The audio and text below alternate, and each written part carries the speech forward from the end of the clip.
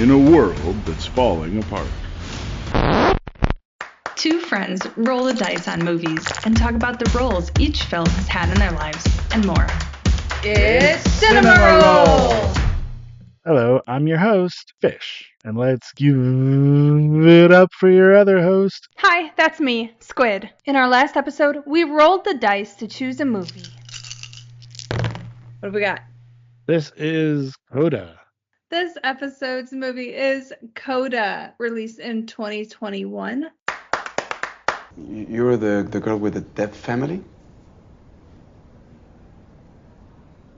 Everyone but you? Yeah. And you sing. Interesting. I had not seen it before and had not had it wishlisted. Fish, what about you? I had seen it only once before, but it was an immediate favorite for me, so I had this on my favorites list. What was it that you had rolled to pay attention to? So I got to focus on one of our newer ones this time, which was marketing. Oh, you always pick the things that you're like super honed in on. It's amazing. Listen, I'm a man of many skills, many areas of expertise, and this is clearly one of them. Definitely. You'll see. Just wait. Okay. Well, I also got one of our newer options, which was Quiz Your Co-Host. And before we get into our discussion, I would like to quiz you to see how you do. Are you ready? I'm in. Let's do it. All right. I have built a quiz in Google Forms, which I will make available on our website and in the show notes if anyone else wants to take it. Everything is randomized, so I'm just going to start with what I have as question 1. So fill in the blanks. Blank, it's in the word, you must blank, blank together. Your options are break down, duet, do it, sports ball, and sing song. I like that you did multiple choice. This is one of Mr. V's quotes. It's duet. You must duet together. Question number 2. What did Bowie say about Bob Dylan? Again, this is multiple choice. He had the voice of a god. He had great fashion sense. Nothing. Or he had a voice like sand and glue. It's sand and glue. Who says that God made farts smell so deaf people can... Sorry. Maybe I You and your warn farts, Squid. You and your farts. You had to know.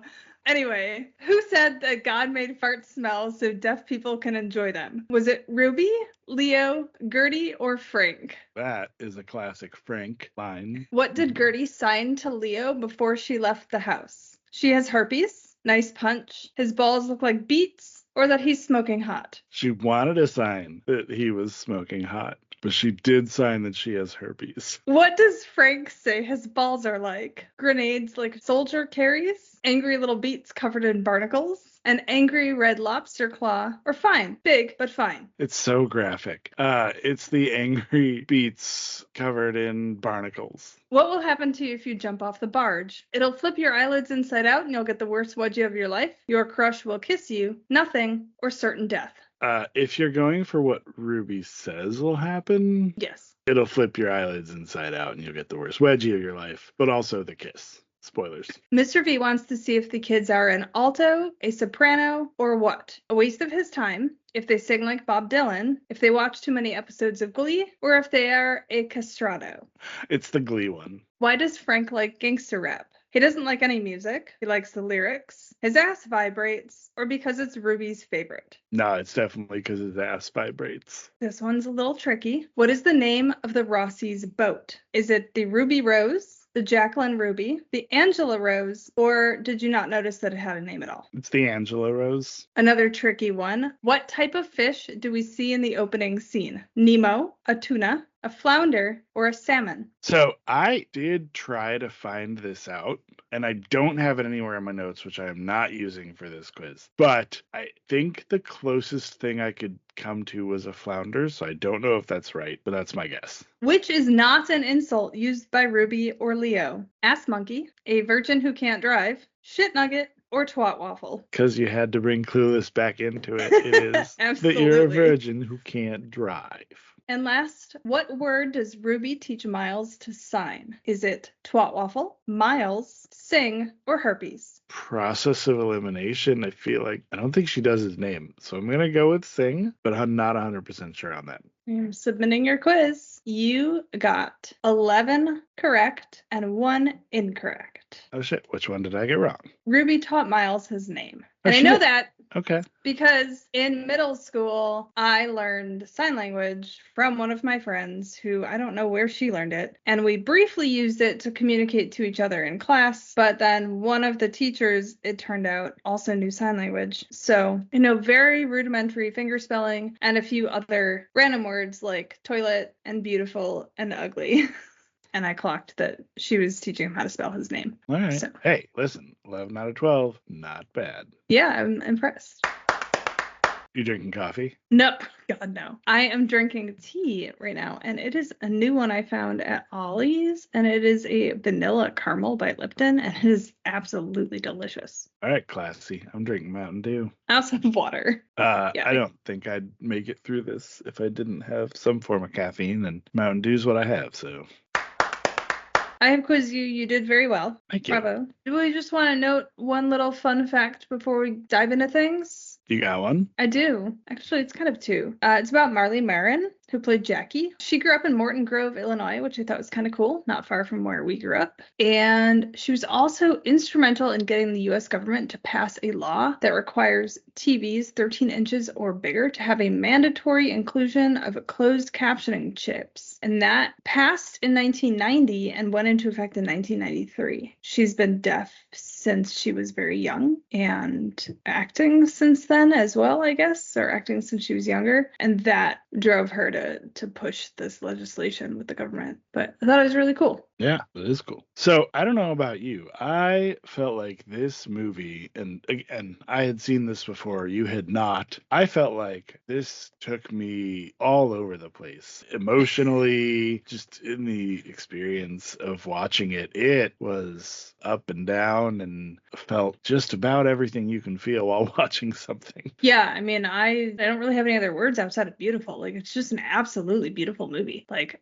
yeah, ups and downs and hysterical laughing to tears rolling down my face at certain points. It was just beautifully filmed. The relationships were outstanding. I said at one point that every student, every child deserves a teacher like Mr. V in their lives at least once. 100%. And specifically with that, I don't know your experience, even though you and I did high school together. I don't know your experience with this, but high school was a while ago. And back then I wasn't in any talent-related clubs or extracurriculars. I know you were. I mean, listen, anything that involves physical activity, I consider to count for that. So okay. I was not in anything like that. But just across the board, the best and most memorable teachers in general and from that era were always the ones who not only showed that they cared, but they related to you and related what they were teaching to you, like with the Bob Dylan story. Mm-hmm. That kind of connection that Mr. E forms, I felt like was something that I saw in very few teachers, but the best ones, the ones I still remember and think fondly of today, all had that. Yeah, definitely. I feel like it's almost one end of the spectrum or the other, right? You have the few that were phenomenal teachers that really related to you or supported you in the way that you needed, or there were the weird teachers or terrible teachers that gave you nothing but that weird or terrible experience. But I feel like we had a lot of good ones. So before we dive too far into the specifics of this movie, I know we just talked a little bit about Mr. V, but before we dive too far into the specifics of this movie, I have kind of a general question for you.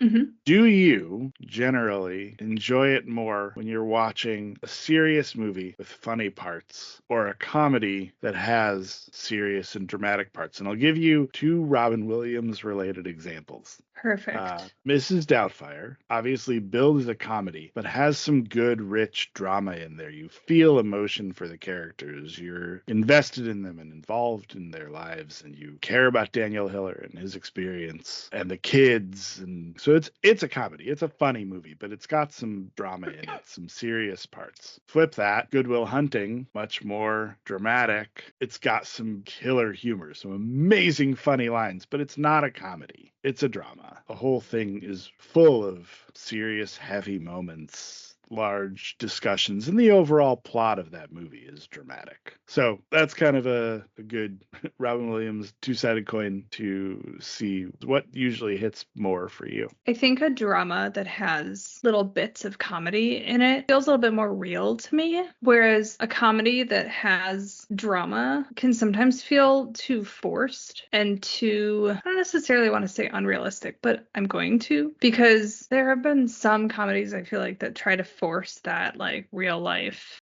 deep stuff that just comes across as kind of either it doesn't make sense or it's dumb. It feels kind of stupid and unrelatable. But when it's a drama that has comedy in it, it feels so much more real life. Like, how many times have you been in the middle of something serious and something absolutely hysterical happens? It just feels more relatable and realistic to me when it's that kind of thing. I use humor to lighten the mood in a dramatic moment a lot in my own life. I fully believe that a well-timed joke can really take the edge off of a very intense moment where you just need that break. And we'll get into this, I'm sure, more later, but that happens perfectly timed in this movie when Ruby's having that conversation in her bedroom with her mom, and she says she was worried about being a bad mom, and she goes, no, you're a bad mom for a bunch of other reasons. I loved that it's moment a great so joke. Much. Yeah, it was absolutely perfect. Right. It's well timed, her but it cuts the drama. Delivery, it makes them laugh. Yeah, it was something I noted that I really liked about her family is they all have a lot going on, right? They're struggling financially. Their jobs are very physical. Ruby has no kind of future plan at the start of this movie, and then her future plan is kind of up in the air. And yet they have this beautiful relationship where they can sit at the dinner table and swipe their Tinder together.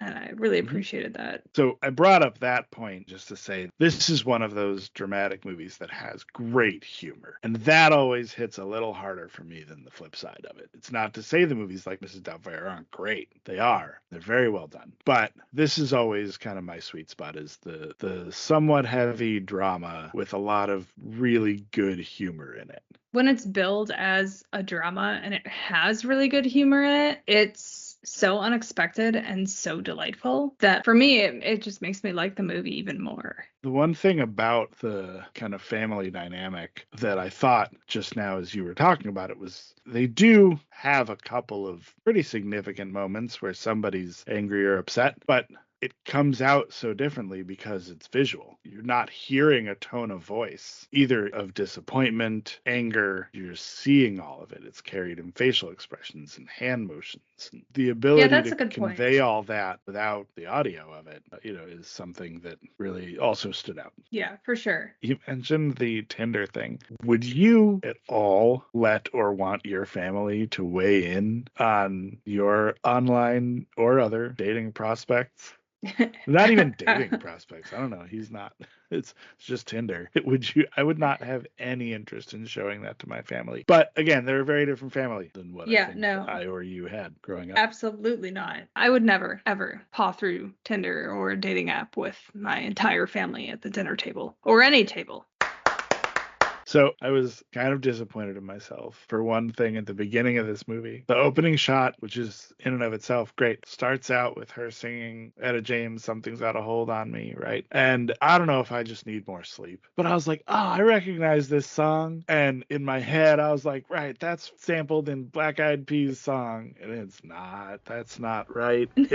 I was just thinking I Got a Feeling, and that's how the song starts, kind of, right?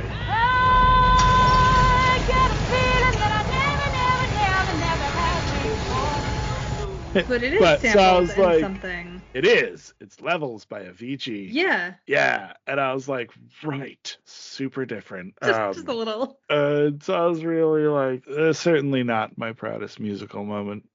But hey, why not be honest, right? So, not being a great singer, would you, not calling you out for being a bad singer, listen, hey. I mean, okay, neither one of us are great singers. To be fair, you are correct. Known you long enough. Definitely not a great singer. Not being here, I'll pluralize this for you. Not being great singers.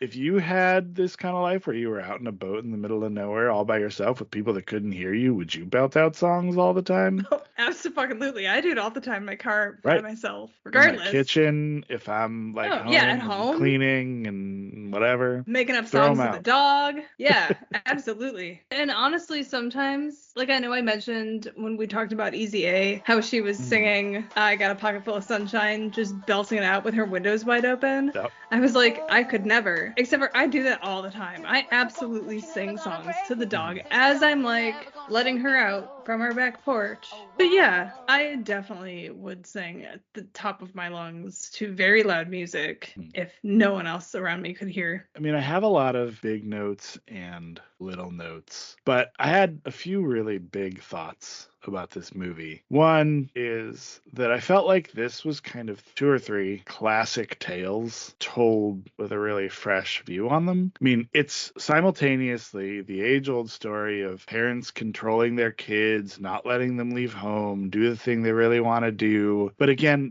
but we like the whole family. They're not bad people. This isn't Cinderella.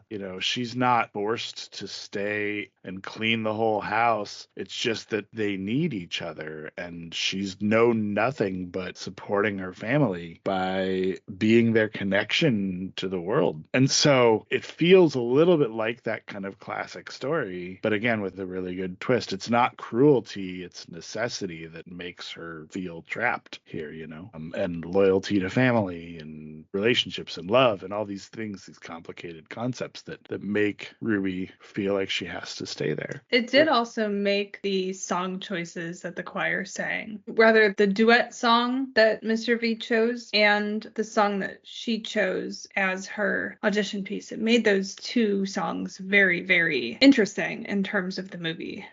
One song was about needing somebody so badly, and the other song was about seeing things differently. And I just thought they were, I don't know what the word I'm looking for. They were very good choices. To develop that a little further, so the kind of secondary classic tale here is a talented but inexperienced artist or musician going for their dreams, right? Yes. And that's another thing you've seen in a lot of stories. But in this particular case, so the 2 songs you're referencing, one is You're All I Need to Get By, right? That's the duet. And then the audition piece is Both Sides Now by Joni Mitchell. And I actually felt like that one was so important to everything about this movie because literally every major part of this movie has 2 sides to it. And that's what the song sings about. So if she's going to know a song and feel a song, it makes sense that it's this one because the whole song talks about in clouds and love and all these things from different sides, the 2 ways the singer experiences them. And Ruby has all of that. She wants to stay and help her family, but she wants to go to Berkeley and sing. And each of those things has a positive and a negative side. Even things like her house, right? She finds it messy, ugly, whatever, right? Disgusting. Miles thought it was nice. He seemed to like her house and her family and all that. It's funny that you say that because I noted that the duality of that, Miles having this very different experience, kind of hidden away from her and even from school, presumably, whereas a lot of her experience was very obvious and out there. But, Miles saying, "You have a great life"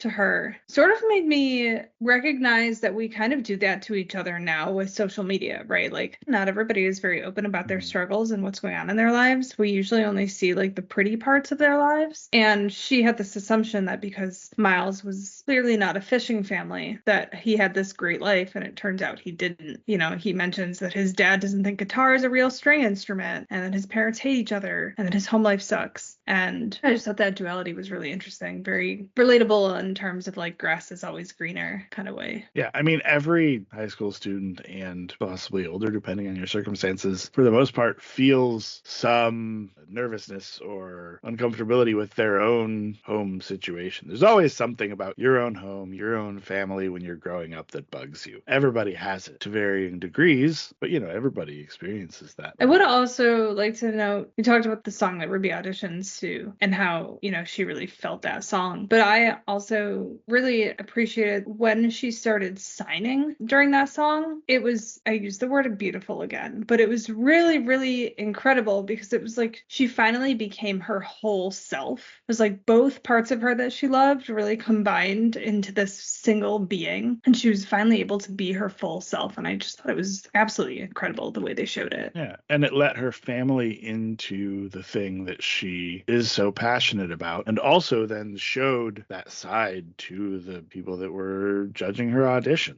right? If there are a million people that can sing, in these kind of situations, you need to set yourself apart. I think she certainly, while not intending to do that by signing, did that as well. Well, that's like what Mr. V said when he was talking to her, after the Bob Dylan thing. He says, there are plenty of pretty voices with nothing to say. And he asked her, do you have something to say? Mm-hmm. And I think that was kind of her saying something. I also really appreciated that they were like, looking at your application, aside from your involvement in the school choir and a very nice letter from Bernardo Villalobos, you don't have a lot of history with music. And she was like, is that a question? Like, I don't understand. And I super appreciated that. She didn't justify her lack of experience with music by saying, well, yeah, because my family's deaf. She just was kind of like, what are you asking? And I really liked that. Yeah. I mean, it also, I think, helps that she has had to stand up to and talk to rough fisherman her whole life, so I think she's really shy and order about beer being in third grade. Right, 100%. At least she's really shy about talking to people and saying what needs to be said. I was gonna get to this at a different part, but when they officially start talking about the co-op idea at that meeting, she yells out, "Suck my dick!" Well, that was from one of my favorite moments. I loved that so much because it wasn't just like, she didn't just say, Frank says suck my dick. She stood up like she was saying it, and she full voice was suck my dick. And it was so absolutely incredible because I could not fathom standing up in front of a room of grown ass men, because I believe she was the only woman in the room and she was 17 or 18 years old, and saying suck my dick. Now, probably. In fact, probably done it, but sure. Back then, no way. But yeah, I mean, she always holds her own with this group, and she's had to sign all kinds of ridiculous stuff at the doctor's appointment. I can't even imagine trying to sign to a medical professional half of the very vulgar shit that her parents are using to describe what they have going on. A lot of what Frank said didn't really need translating when he was giving the lecture about wearing a condom to Miles and her, or when Mr. V accidentally signs nice to fuck you instead of nice to meet you. Yep. Frank's response had me absolutely rolling, and the way Ruby handled it I thought was fantastic.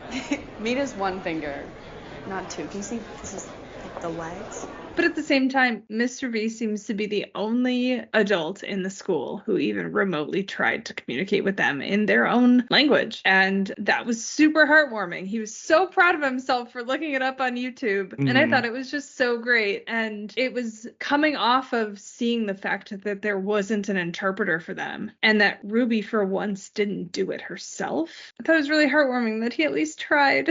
It was. Doubling back to the super cringeworthy scene when Miles has just overheard her parents having sex, and then they go downstairs and they're like, we have to talk about it, and they're not even fully dressed. They threw a robe on, went downstairs, and then this could have been okay because he doesn't know sign language. Ruby could have said whatever until Frank started being super graphic. It was like, the soldier thing kills me every time. It's so funny. It's so funny. But let me tell you, he puts the condom over his fist and starts doing the spurting motion. Yeah, I do think I would have died if I was in that situation. I don't know that I would have gone into their room and flipped the light to be like, hello, I hear you. I think I would have just grabbed him and run out of the house. Right, we're going elsewhere now. Yeah, there would have been no opportunity for a lecture of any kind because I would have just been gone. Like I was so mortified, like such secondhand embarrassment for her in that whole scene. scene, but it was absolutely hilarious. For sure. And it sucks when she gets to school and has to deal with this. And that one girl is the worst. But I did feel like, to follow along with the kind of realism of this movie, if that happened to me, I probably would have told my best friend. It was a ridiculous situation. Now, I would like to think my best friend would not have then turned around and told other people. That was the problem, right? It wasn't that he told his friend, it's that his friend then mocked it and told other people. But I probably would have told somebody. That was a lot to go through for him. But I still just, like, it was a little bit of a dick move for him. But also, when she runs away from that scene in the school and goes and sits outside, it doesn't look like sadness on her face. It's like a familiar anger. She's been dealing with this her whole life. Entire life, yeah. And she's had her fair share of embarrassment. Also, at this time, she's starting to finally have an outlet for that in her music. So there are multiple scenes throughout this, whether it's the big dog, little dog panting scene, or when they're in Mr. V's house and he has her push against his hands and make the ugly sound and scream and then sing. She's learning how to process all of that. And so this is the first time where she's probably really had some kind of an outlet for that emotion that she knows all too well. But that look on her face wasn't sadness. She wasn't feeling sorry that this was told. She was just angry, I think. Yeah, it was like a frustrated anger. Did you catch, and I didn't catch it on my first watch, but I caught it on my second watch, when Gertie and Ruby are in the line getting ready to pay for lunch, you can actually see the girls at the table behind them whispering to each other. When I noticed it, it reminded me of the Speed of Gossip in Easy A. Also, the screaming with Mr. V, she talks about how she was made fun of because she made sounds like a deaf person. And he was like, well, what does that sound like? And she was like, I don't know, ugly. And then he was like, okay, so make an ugly sound at me right now. And instead of making a sound like a deaf person trying to vocalize, she screams. I just thought it was kind of nice that she didn't push her anger into the mockery that she felt. Well, and part of that, she screams a couple times in the movie. But I think part of that is that with her finally having this outlet, she also is feeling heard for the first time. Yeah. People are, literally actively listening to her because she's singing in a choir environment, despite the fact that Gertie says that that's not good for her socially. She's singing and being heard literally for the first time in some respects, but also having somebody like Mr. V really give her that attention, having Miles give her that attention. Again, people are listening to her in a way that pretty much only Gertie has ever done to this point. And Gertie's a good friend, but she probably doesn't do a ton of listening. Not once she sees how hot Leo is, no. But at the same time, like, Mr. V was aware of who she was, but didn't let that color how he treated her, I felt. He just acknowledged it. One of the most beautiful things for me in the movie was when he asks her what singing feels like for her. And she's like, I don't know, it's complicated. And then he's like, tell me. And she signs it, doesn't say anything else, and he just accepts that as the answer. He doesn't say, okay, I don't understand what that means. He doesn't push her to use her words. He just is like, okay. He even hears her when she doesn't say anything, is what I'm trying to say. Yeah, no, you're totally right. He knows that she knows in that moment. And that's the connection he needed her to make. And that's what matters. Yeah. So I want to do a little more Mr. V appreciation here, since we're kind of on that. It's just a very minor thing. I like that they slowly increase the presence of his family in his life. He just seems like only a teacher at the very beginning, but as you do kind of the quote unquote training montage of her going over to his house multiple times, you see his wife down on the floor cleaning up some toys. There's another scene where she's talking to him and you see some of the kids' toys off in the background. They're at the concert. You get to meet them. So they slowly increase to show you that he has this whole life, and he's not some bachelor teacher that could actually give her all the time in the world. He actually does have a whole life outside of teaching, and he is devoting this time to her. I questioned this one part of it where they make him out to seem a little bit like a hard ass in how he drives her. And it did bug me both times watching that she didn't just at some point be like, listen, this is what's happening with my family. They're trying to get this co-op off the ground. I've been there for them forever. And if she had just told him, I do feel like he'd have been like, all right, yeah, that interview thing sucked, but like, you weren't really disrespecting me. You were trying to be there for your family. And I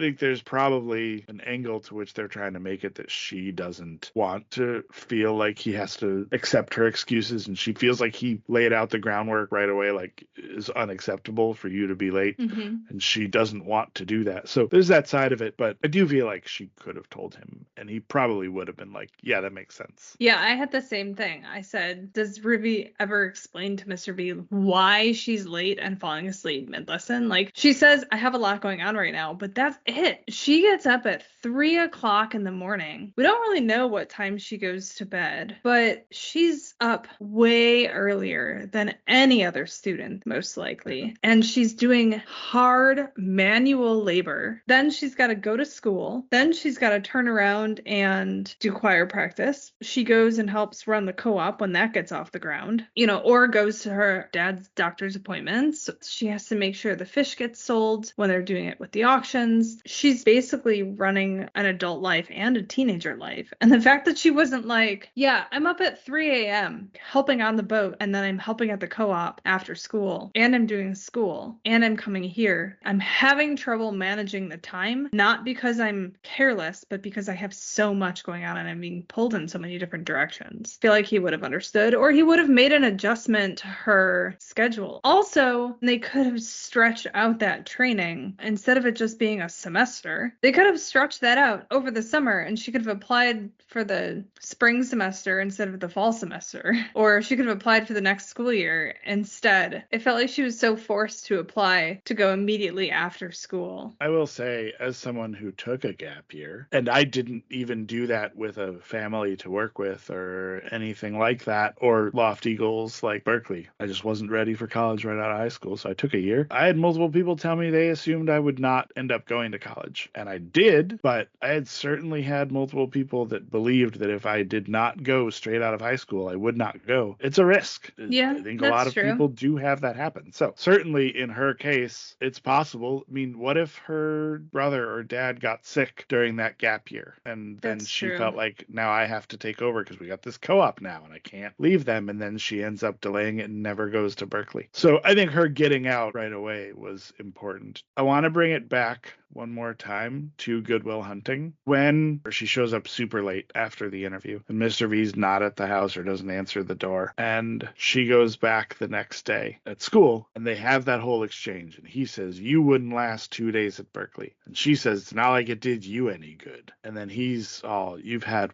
17 years on this planet. It immediately brought me back to two back-to-back scenes in Good Will Hunting. The one in which Matt Damon's character Will is in Robin Williams' character Sean's office, and he basically tells him that he married the wrong woman, and it makes Sean so mad that he slams him up against a wall.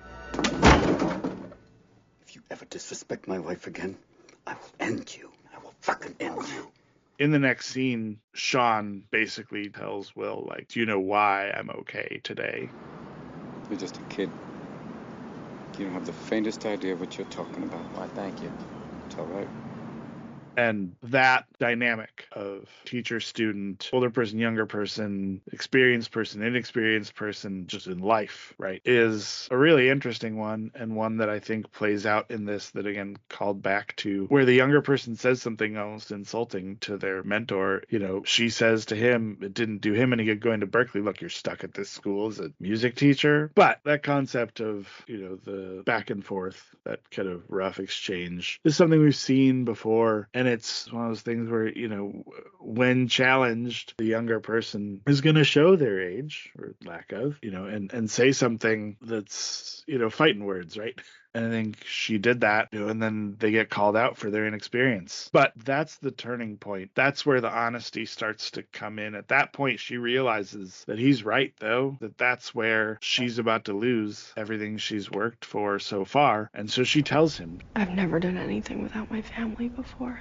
that's that moment where she decides to be honest and tells him, this is the reason I've been late and doing all these things is I've never done anything in my life without these people. And that's everything I'm doing with you. They're not a part of it. They won't be a part of my life at Berkeley. I've never done that. And then she goes to her family and she's like, I'm going to Berkeley. I can't sign for you forever. It's exhausting. I've been doing it my whole life. Maybe that's why she feels like she has more lived experience than she actually does, is because she's been effectively acting as an adult on behalf of her parents for so long. Miles says they were in 3rd grade, I think, and he saw her ordering their meals and ordering their drinks. You were talking to the waiter like a total baller. And in 3rd grade, my mom was probably still ordering the meal for me off the kids menu, not trusting me to understand what I was signing her and relaying that info to another adult. I certainly was too shy to do that at that age as well. So she probably to some degree feels like she has a more lived experience than, say, Miles does, or Gertie. She's also been working, a job that some grown men couldn't do as a teenage girl. So yeah.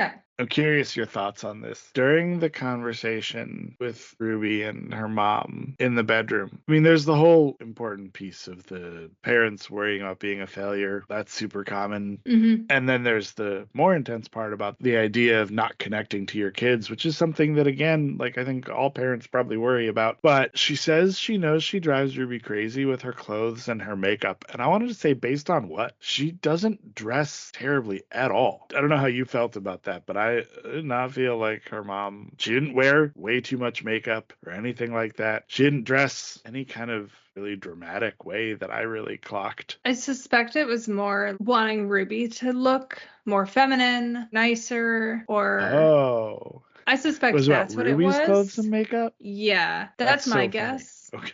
And I thought it was an totally interesting... thought it was the other way around. And I was like, she's like a toned down, not big haired Peggy Bundy at like worst.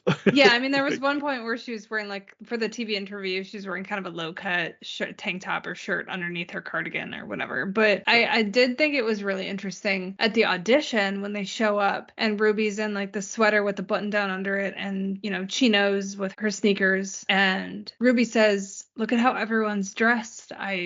It's different. I'm not dressed like that. And her mom was like, it's fine. You look beautiful. And I'm guessing they had in the past had arguments about, why don't you wear a dress to school today? Or, I can't imagine they like went out to eat very often. So if they did, it was probably a special occasion, like a treat. And maybe they argued about, why don't you put a little makeup on for this nice occasion or for this event or put a dress on. So that's what I'm guessing. That makes the line when she says to Ruby, don't kill me, but I got you a dress for your concert, make a lot more sense now. Because I was like, also, why would she be upset that her mom bought her a nice dress? Like, that doesn't make any sense. But sure, right.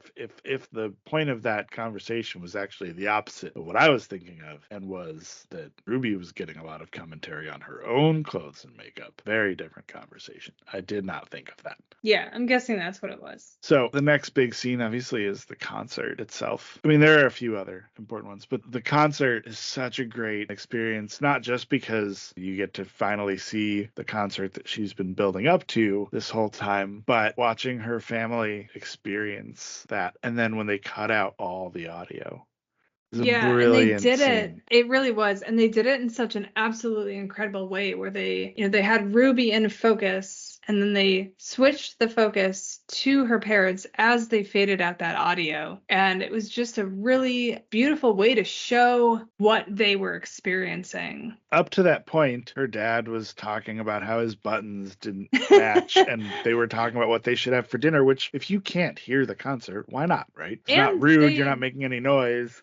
That's what I was going to say. It's not like they're having they're not whispering to each other. They're not really, but at the same time, Jackie's looking around and looking to see how other people are reacting. If they're reacting with approval, like she points out the woman row or two ahead of them that's crying during the duet, and there's other people nodding their heads, and clapping along, and when Frank stands up to give a standing ovation, and Jackie notices everybody else sitting down, and she like pulls him down, and they even tried clapping, and I thought the offbeat clapping was really kind of funny. And again, like the fact that there was no interpreter, presumably because there isn't another person in that whole town that speaks sign language besides the four of them, that there was no one for them to call. It's not like they live in a big city where they could have said, hey, we need a sign language interpreter. Right. I mean, Ruby says at one point, oh, your other deaf friends that you see like once a month, so they don't have a tight-knit relationship with other people. Well, period. It could be a distance thing too, right? They might be, spread out. It also just felt that scene like we didn't need to hear that song again. We had already heard the song several times throughout the movie, so it was much more valuable screen time for us to experience how her mother and father and brother get to experience the concert than us just listening to You're All I Need to Get By again. I just sort of find myself wishing that they showed us that perspective a little bit more, like a few other times, but I appreciate that they only did it once at the same time because it was so profound. And you instead had to watch it from an outsider's perspective when you're watching Jackie trying to talk to the hearing bitches. Yes. I appreciated that Ruby said, maybe we even call them hearing bitches? Out loud, and didn't sign that. She just kind of said it to herself. It was just for her. She didn't criticize her mom saying it that way. She just kind of got to do that teenage snarky remark without any consequences, and I'm slightly envious of that. I'll be honest. But every other time there's an impactful scene that has to do with the fact that these people are deaf, it's like I said, it's that scene when they're at the co-op and she can't really relate to the other women there. It's Leo at the bar when he gets in the fight. It's a bunch of different scenes with Frank, but the scene with him and Leo and the monitor and when they're boarded by the Coast Guard, you get to watch all of these things happen that, right, if there is no interpreter there, then they are alone in that moment. Let's go back to Leo going out with the guys at the bar. I loved that as Frank was telling him that they're looked at as a joke and that they don't fit in, Leo is invited out after work and have a drink. And after the bar fight, Leo isn't kicked out. He's not asked to leave. He's not dragged out of there. Not only is he allowed to stay, he's offered ice. But I really appreciated that as Frank was like, these guys think us like a joke. Why would they want to work with us in this co-op thing you're proposing? Leo is invited out and he goes. And I mean, you see him struggling to kind of fit in and follow the conversation and everything, but he's still invited out. They're still including him. So let's talk about the monitor. I did not like her. I mean, but everything we're not about it supposed is to bullshit. like her. Yeah, she has all this stuff. She looks like she's wearing a suit and heels. Very reminiscent of In the Proposal when she's like climbing down the ladder in her Louboutin heels with her tight little pencil skirt suit. Kind of reminded me of that a little. But then this monitor, unfolds her coveralls and which are rips brand new. the She tag rips the off. tag off. And it's like, what the fuck are you gonna know aside from your checklist? Aside from the fact that it's $800 a day out of their pocket, that's the reason that they're so against it. It's like, why are you spying on us? Right. And putting this person out there. And she looks at this situation and goes, well, the engine's clearly like not working super well and it's loud. And you don't know that because you're deaf. And then presumably she calls in to the Coast Guard and tips them off. The whole thing, it just sucks. It was a very anxiety inducing part of the movie for me. They were joking about, should I throw her overboard and all this stuff? And then, they're doing the things they always do every single day. But that Ruby's not there to communicate for them, to hear anything for them. And all I could think the entire time was, what is going to go wrong? Because I absolutely could picture something happening, either injured one of them or injured the monitor, or something happened and the monitor didn't know what to do because she clearly had maybe never been on a boat before. And I was very thankful that nothing absolutely terrible happened. Obviously losing or having their fishing license suspended for them was terrible. And that's where I kind of struggled with it, right? Like she narked on them for not having what they needed to like legally have. And I get that. But at the same time, I was so angry with her. But also, the thing I don't buy is you're this person, you'd call and you tip them off. First of all, you're not going to say in your call, like, hey, I'm on board with 2 deaf guys. They can't hear anything that's happening. And then that doesn't get relayed to the Coast Guard. Or when the Coast Guard is constantly radioing them, you're not going to get on and be like, yeah, I'm the only one who can hear you. I'm the monitor that's on here. I called you guys. Go ahead and board, because they don't. And then it's almost dangerous. The Coast Guard pulls up right next to them and boards in a way that was very dramatic and could have been dangerous. That was really all on her. Yeah, I mean, she probably was supposed to observe and not do anything. But like, are you telling me that if someone were sliced their finger with a knife, that she would have just stood there and not helped, not gotten a first aid kit, not rendered aid? Like, that whole scene, it was far less anxiety inducing on my second watch, but still very stressful. There were 2 seconds there where I was like, was she like specifically told by Geo to go on this boat and not do anything and to call the Coast Guard? And I don't actually think that's what happened. It's very conspiracy like, was she theory, a plant? But right, I was kind of like, is this a goal? Because at this point, if the co-op falls apart without him and Geo, you know, it's very conspiracy theory. Definitely don't think that's really what happened. But there were a couple seconds where I was like, she's oddly passive in this whole situation. Had they suggested the co-op at that point? I don't think they had. They talk about the co-op at that meeting with the... Suck my dick! That's before he loses his license. Because he loses his license after the Coast Guard thing. And then that's when Ruby's like, no, you know what? Forget it. I'm not going to go to Berkeley. I'm going to stay. I'll be your interpreter. You can't sell your boat. Like, it'll be fine. It's fairly close to the end, I think, that all happens.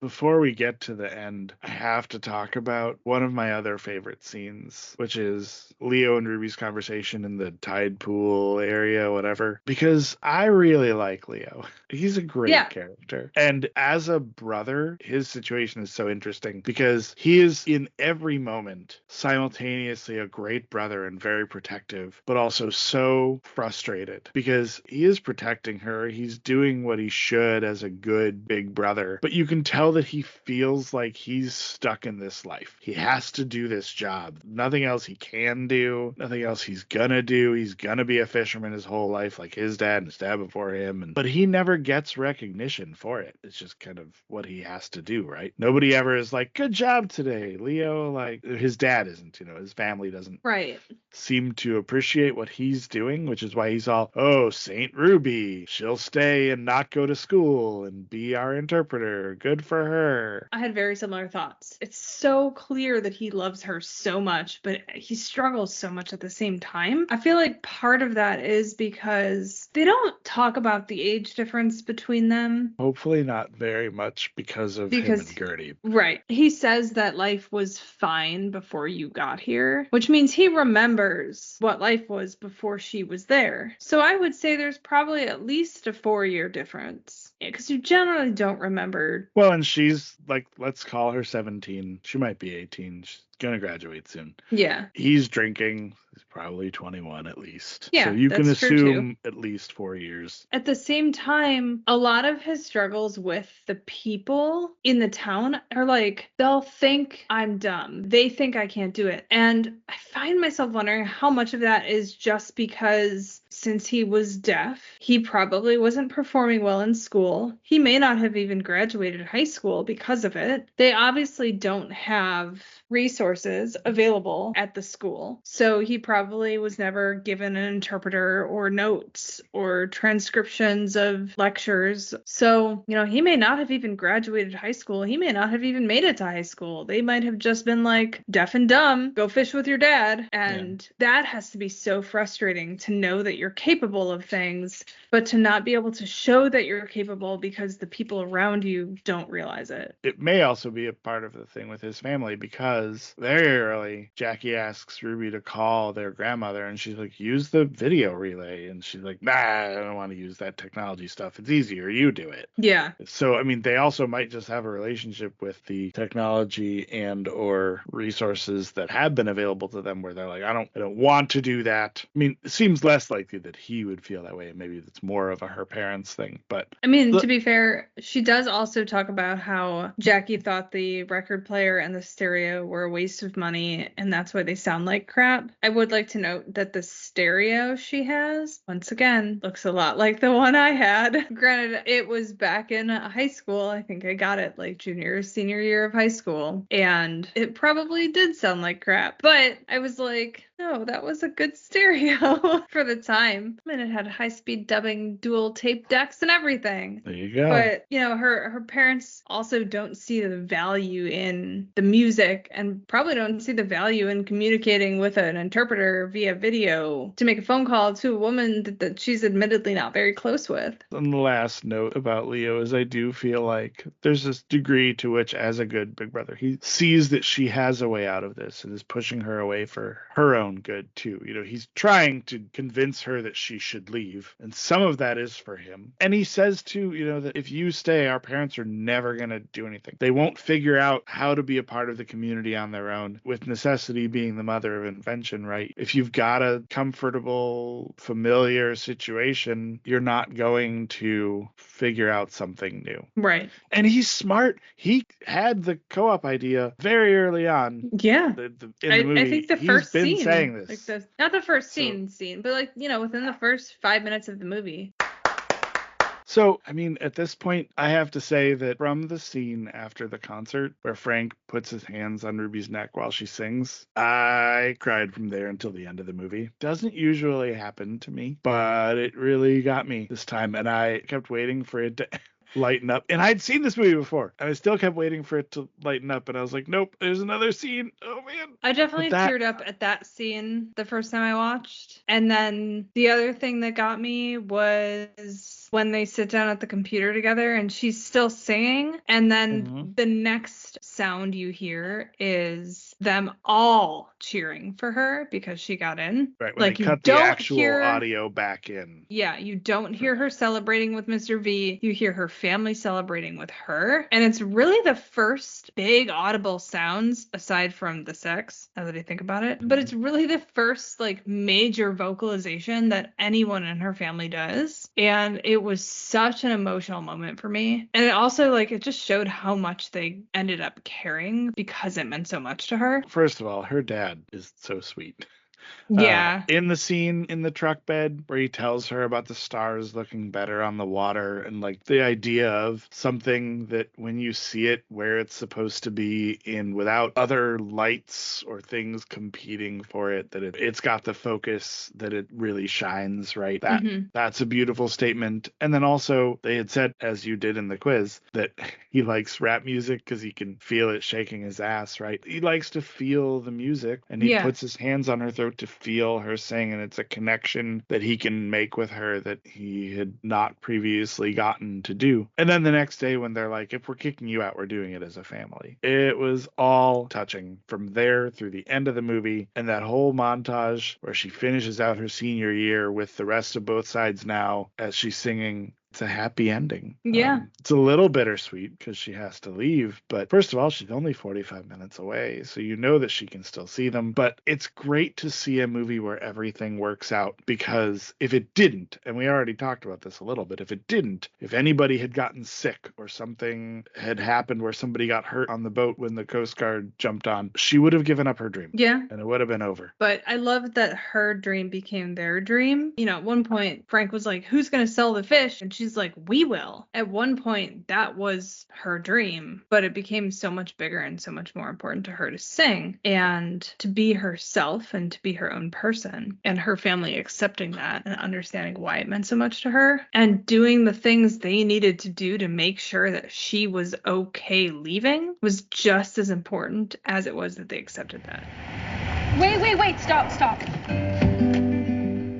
And then that hug at the end.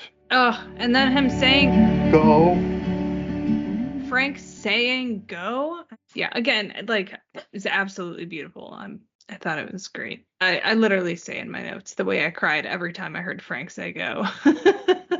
Before we bounce into my marketing thing, I want to give a little shout out to Gertie and then run through a couple of my favorite Gertie things, because I appreciate in this movie specifically that she was just a good friend with no real drama. The whole thing with her and Leo could have been a drama moment, and they skipped over all that and just let that happen. Yeah, and Ruby kind of looked at it and was like, whatever. Kind of like, you know what, they're both adults, they can do what they want. And she had opportunities to be a bad friend and never was. I will say, though, in regards to the Gertie and Leo thing, Ruby at one point is like, because for you, dating just means sex, which I don't even want to think about. And then it's very clearly not just sex. And maybe that's why it's not drama. True. So other Gertie moments early on in the movie. Do you kind of wish we saw Tiny Fingers? I wish we got to know who he was. Yes.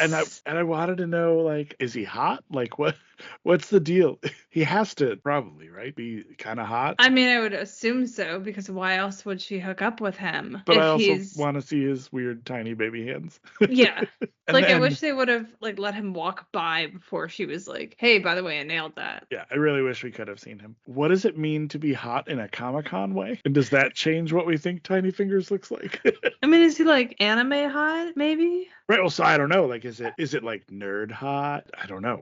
What's hot in a Comic-Con way? Is it the people that attend Comic-Con? Is it the definitely not. Guests that... I can say that as someone who's attended Comic-Cons. Not very many, though, to be fair. Also married, so don't really browse the goods. There's just a mouth breather stereotype. I went to Comic-Con last year. Did you see any hot guys? I don't know. I was there with my kids. Wasn't really looking.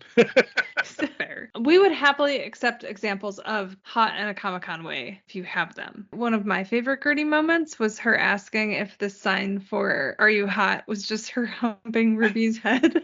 That's that kind of best friend only comfort. Absolutely. That you can do with only someone you've known for a really long time and are super close with. Yeah. And then is film club better socially than choir? Maybe it depends on the school. Because there were definitely schools where being a cheerleader was way better than it was at the high school we went to. Because it was not really cool to be a cheerleader at our high school. I can attest to that. And as someone who recently started a movie podcast, we can't judge a film club, and I can't sing, so I'm not going to judge a choir.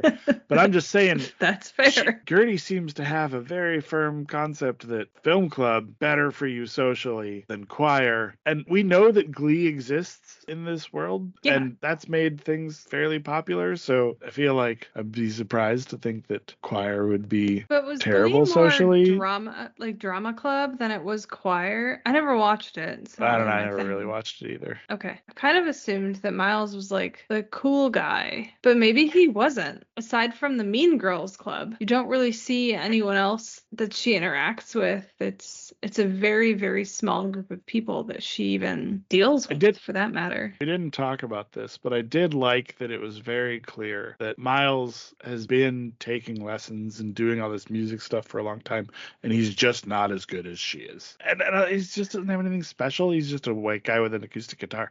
There's a million of those. That kind of goes back to what Mr. B said, right? About having a pretty voice and nothing to say. Miles chokes in his audition because he had nothing to say. Any other random notes from the movie overall? Oh, also, Joni Mitchell is a classic. Felt kind of weird to me. What do you mean? Like he said, you would need to sight read and learn a classical piece. Oh. I didn't catch that. If we're using classic in the increasingly distressing classic rock sense, to where things that we grew up listening to are now on classic rock stations, maybe that's where that was. I mean, to a 17-year-old in 2021, she could have chosen "I Want It That Way." I guess that's classic. It's fine. I was just like, it just made me feel a little old. That's all. It won't be the last time, I'm sure. Oh, it has already happened. I will say, though, this movie did have an absolutely fantastic fantastic soundtrack. It did. The only other note I really had that I hadn't gone over was just that I love that this is kind of a double underdog story. You get Ruby's Berkeley entry and the fishing co-op startup, both of which were real underdogs. And you get to have both of those in this movie, two things you're rooting for that go hand in hand and are what kind of make everybody okay in the end. The fact that both of these things were successful. And the fishing co-op was so successful that they were able to either get a business loan immediately or make enough money right off the bat that they were able to get a lease signed on the warehouse and then get a branded truck and custom printed boxes. And it was like a double feel good, because I know how expensive all that stuff is. I know how hard it is to get some of that stuff if you don't have the money, the capital, right? And they clearly don't. You know, at one point they're talking about presumably like her credit card was denied when she was out shopping. You know, so you know that they're not great financially. Comes up quite a few times. I'll sell the boat, right? They can't pay the $2,500 in fines. But the fact that the co-op takes off so quickly and that they're able to lease space and get a truck and get the things they need to make it happen is fantastic. It's also a really good I told you so moment for Leo, and a fuck you to the other guys who were undercutting them. I think that part's why it's so successful. In that scene, when Leo takes over the conversation, he's like, you want them taking 60% of your pay? We'll double it. And they're like, we're going to be able to double. He's like, I don't know. It sounded good. But it did sound good, because it probably got most of those people on board with the idea. Yeah. And those are always some of my favorite scenes in movies. The start of the revolution, right, is always that exciting moment. Even just going to something as cheesy as Newsies, right, when they finally get together and form their own union, whatever. Whenever the little guy starts to stick it to the big guy, right? Those are always the best moments. And it was successful, like in Clueless. Right? I was just going to say, like in Clueless, when she finally gets her driver's license. It's okay. It's the second time you've referenced Newsies. It won't be the Anyway. last. Oh, I'm sure not. Anyway, do you want to get into the marketing side of things? Yeah, I ended up rolling for a focus on marketing for this one. Which we decided was things like the trailer and any posters, which we don't really see a whole lot of posters now, but, digital posters and that kind of stuff, social media. Yeah, so I did look into a lot of this, and while I've got some stuff on the direct marketing like you just talked about, I do kind of want to also talk about the movie's image as a whole and get some of the things that, I think it all ties together, but some of the things that kind of led to its success as well. So some kind of fun facts first, and then I'll really dive into the marketing. The tagline for this is that every family has its own language.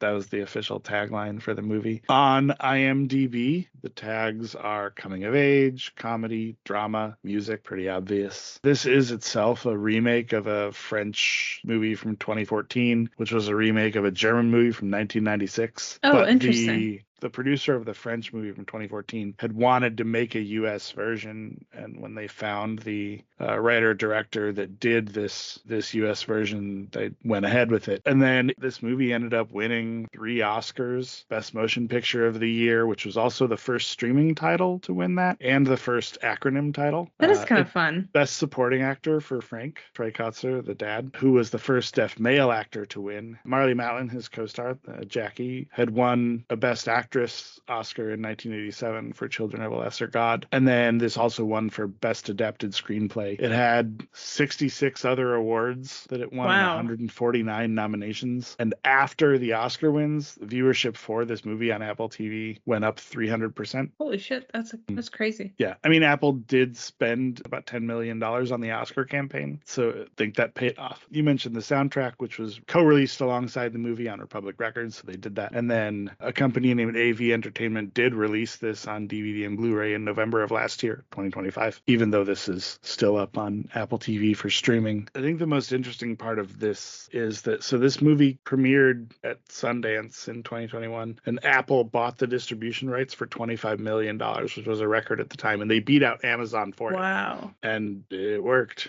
Yeah. yeah, just thought that was interesting. And some of that I'll explain in a little bit as to why I thought that was important. So from a marketing perspective, obviously one of the chief things in any marketing for a movie is going to be the trailers. And so they had both just a couple second teaser that has Mr. V saying, there are plenty of pretty voices with nothing to say. Do you have something to say? It's kind of the quote for the movie, right? But the trailer itself, I thought in a lot of ways is kind of a standard trailer showing small scenes from the major plot points and a few lesser ones. But it really highlighted the dramatic tension between Ruby and her family and shows that the movie centers around her love for music and her desire to follow her dreams. So it is, I think, a very effective trailer. A lot of times when you watch a movie and then you go back and look at the trailer, you'll feel like the trailer was misleading. Yeah, it just showed like all the only good parts in the movie. Or sometimes even scenes that aren't in the movie. They do that a lot, where they put scenes in the trailer that are cut out. But some good trailers even do seem misleading. But this one, I didn't really feel like did that. And it showcased some of the most important parts of the movie, which is the conflicting nature of the family dynamics. Wanting to be supportive, but recognizing the harsh realities of the situation that you're in. And then they used a lot of music in the trailer, overlaying with small cuts from various scenes. So you don't really get any spoilers in the trailer, which is good. I'm not a big fan of trailers where you feel like, well, I don't need to see the movie now because I know everything that's going to happen. I mean, action movies or whatever, things that don't have a lot of suspense, it's fine. But there's not any significant spoilers where you're like, well, now I don't need to watch this at all. There's a part in the trailer, kind of right in the middle. There's clapping happening in time to the music, but it gets slower and more out of time as the music audio starts to fade out. And then they go and use part of the scene from the high school choir performance where they cut out all the audio entirely. So you get some of the great parts, but they leave both sides now totally out of the trailer, which I think is a real smart play because that's so important to the movie that I feel like it would kind of cheapen it if it were in the official trailer. So hands down, the most interesting part of the marketing for this movie was that Apple worked with an agency called Rosewood out of LA to promote the movie. And that company created they said viral TikTok trend. I think that's a bit of a stretch, but they did make a video to promote a bit of cross marketing they did with Apple Music, where they created the first playlist curated by deaf people to be on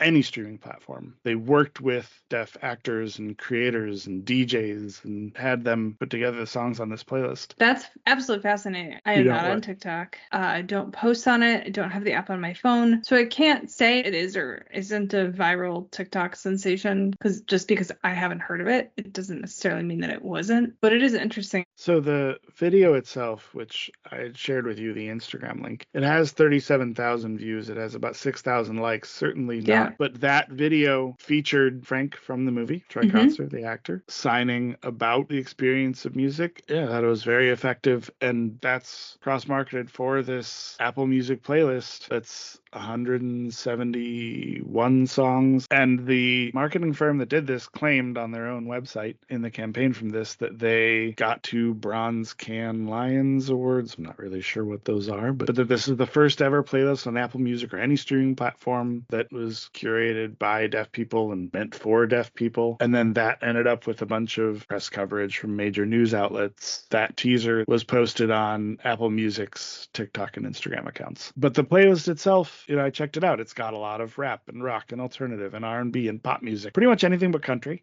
Notice there's basically no country on there. So it was a really interesting browse going through that playlist. There were several posters made for this movie as well. The main one that most people that have watched this have seen, the family sitting together on the bed of their truck near a boat in a lighthouse, and Ruby's head is on Frank's shoulder and Frank's looking off in the distance and Jackie's smiling at Frank, and then Leo's just kind of looking somewhat seriously at his family. And in the poster they have the movie title and the credits and the awards that it's won and that it previously mentioned tagline. But there was also a nice alternative poster that showed each family member in a square signing I love you. And then I think there was another another one that was 4 hands, each showing the ASL letters for Coda over the written letters on the poster. So yeah, from a visual perspective, right, a few different posters showcasing different aspects of the film. All right, and that was all I had on the marketing. All right. Should we roll a few times and see what we get, even though we've pretty much talked about the whole movie? Well, who knows? We might still find something else. You want to go first?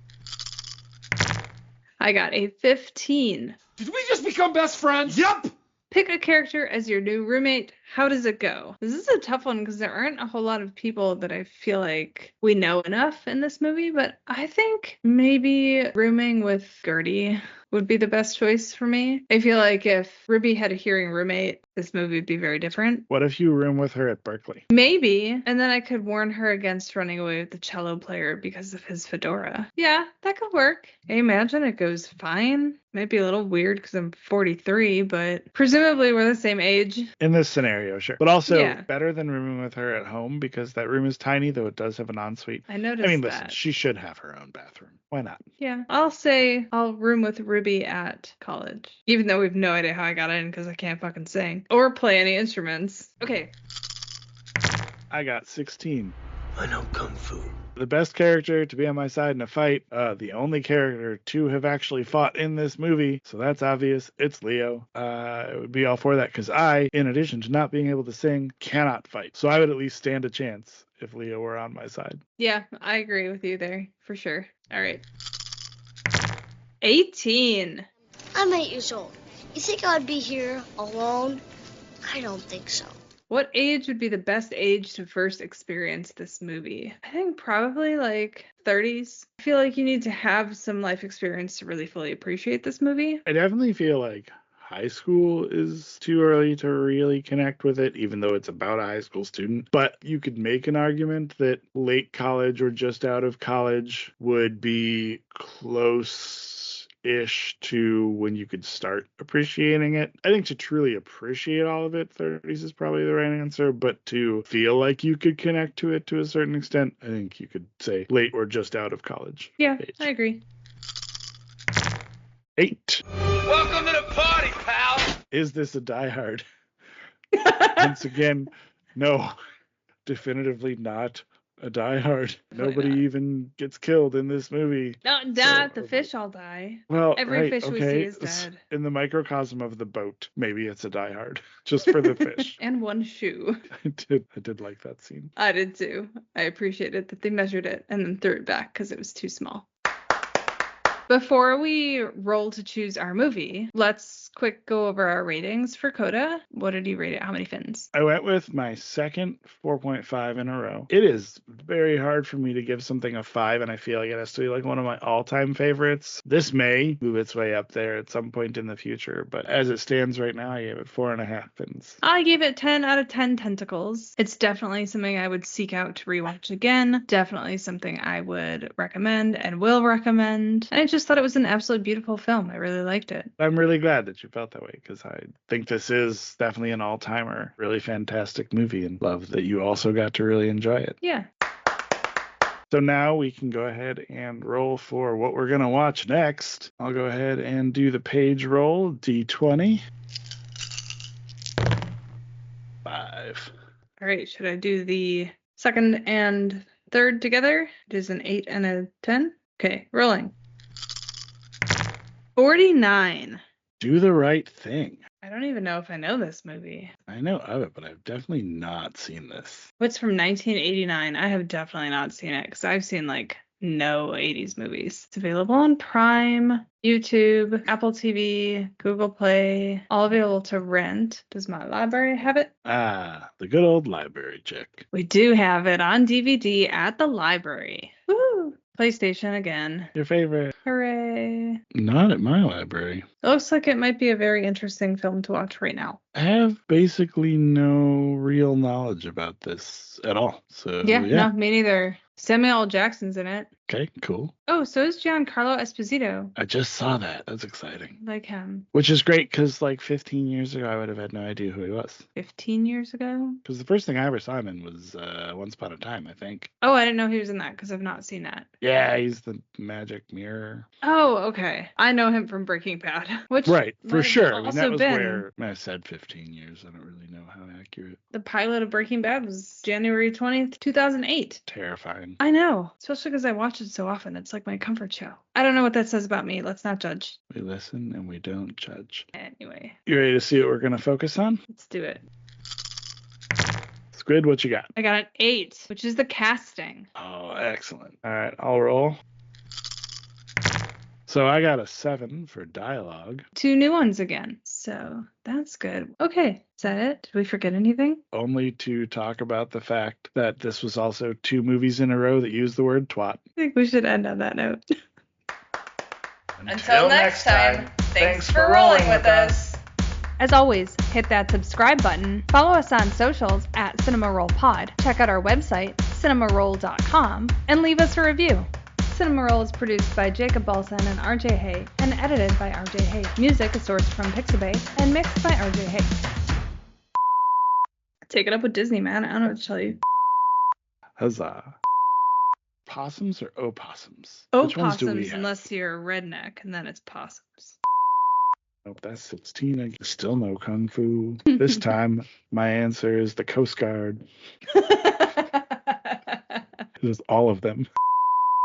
Can we pause for a moment? Because I think Kirby needs to make a poop. Yep. Go. Okay.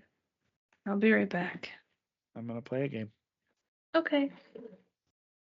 This is where I'm just going to leave a bunch of Easter eggs she can listen to when she comes back.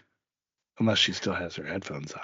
I do have my headphones on, Damn but it. I also left my shoes in here. I'll leave them off so that you can leave me secrets. Excellent. I'll be right back. Don't do anything stupid.